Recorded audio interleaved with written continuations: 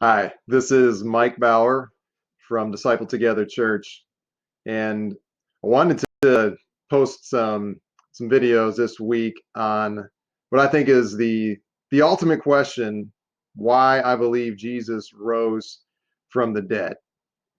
And thinking about what's going on right now with the virus and just the trial that we're going through, and even seeing young people pass away from the virus. And so this is a time for us to be thinking about what are the ultimate questions of life. And I think this is the ultimate question.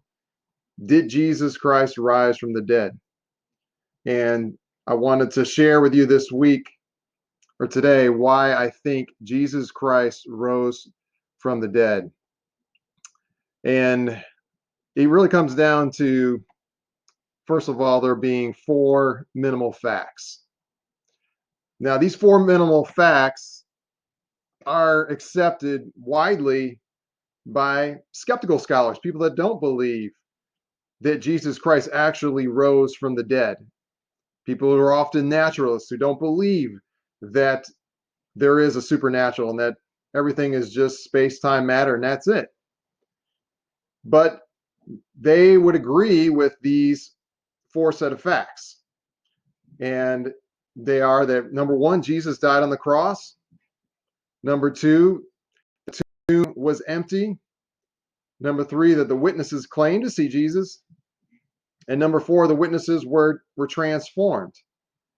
Now, how do they come to those set of facts? Well, it's because of multiple independent witnesses and sources. That's how we find things in history and determine what happened in history, or even when enemies attest to these facts, and there were enemies such as Tacitus, those who didn't believe, or Josephus, or the Jewish Talmud would attest to these facts.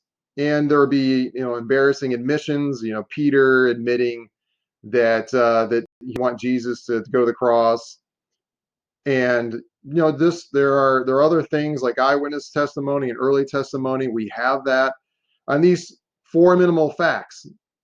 Now, we're not to the point yet that we were saying that Jesus rose from the dead, but we can at least all agree that these four facts, these minimal facts, are true. And if they are true, then we got to come up with some possible explanations.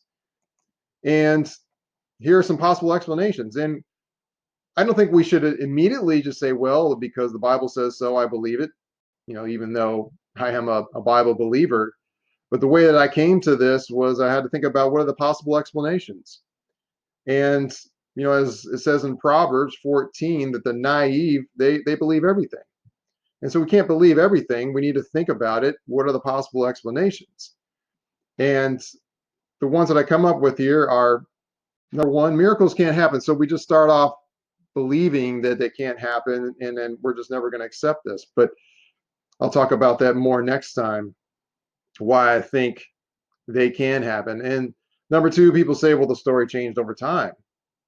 It just, it's like the telephone game. It just, you pass on to someone and someone else, and it just changes over time. Or number three, that the witnesses lied. That these disciples were just making this up. This was just a conspiracy. They got together. They wanted to tell this story, and they told this story. Or number four, that Jesus, he just passed out. He just swooned. He didn't really actually die.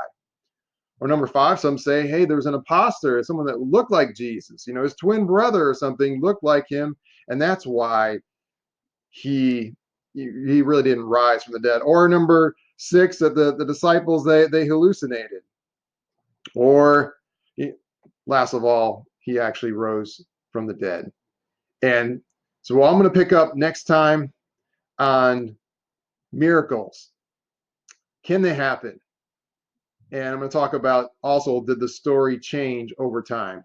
So look for that tomorrow on Facebook, and we'll go through this. And love to hear your comments and questions as we go along.